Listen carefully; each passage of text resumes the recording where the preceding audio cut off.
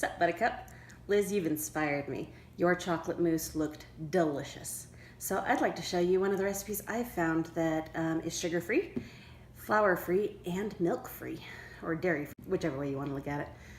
So here is black bean brownies. All right, so the first thing you're going to want to do is preheat your oven to 325. And it's tempting to heat it to more, but really 325. I've done it hotter and it dries it out really bad. One of the reasons I really like this is because it is incredibly easy. You basically dump everything into the blender, mix it up, and then throw it in the pan and throw it in the oven.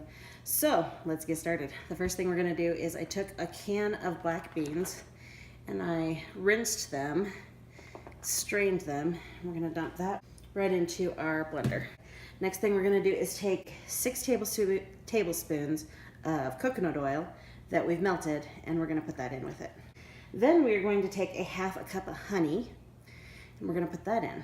Pro tip, if you grease the cup first, the honey it should come out. You shouldn't be left scraping it. Best laid plans. So I got this recipe on Pinterest, and it has been wonderful, but I really ought to print it out and put it somewhere where I can find it easily, because it's nice to bring it up on this, but this tends to fall asleep.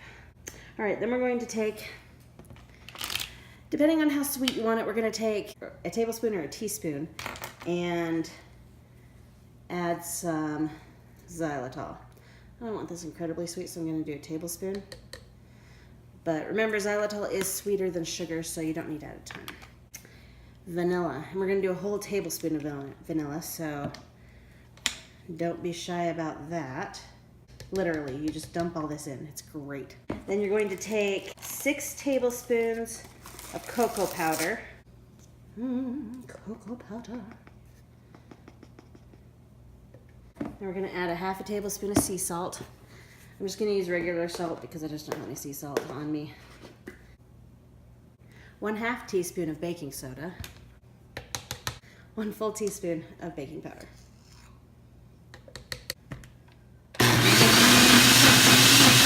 I'm going to add 5 eggs. 5. And blend. But that brings us to our next step. We're just gonna dump it into the pan. Seriously. So I greased, I think it's a 9x6 pan, which means I'm gonna have a little bit thicker brownies. This recipe really goes well with a 9x9 pan, so if you want to do that, you can. It won't fill up a 9x13, just so you know.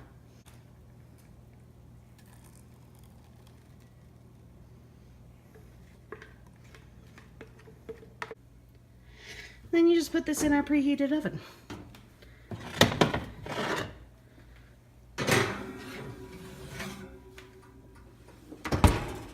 And we're gonna put the timer on for 45 minutes. Now, if you want fudgier brownies, you can do 40 minutes.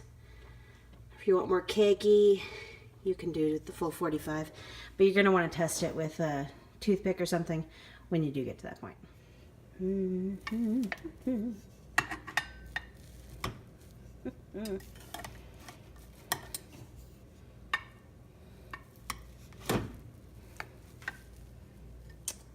Yummy. Oh, looks so good.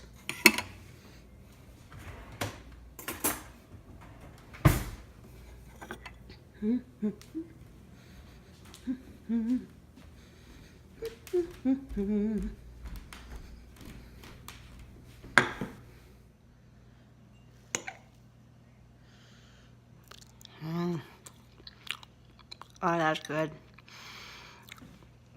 All right, so there you have it. I hope you really enjoy it. This recipe did come with a frosting recipe that is sugar-free.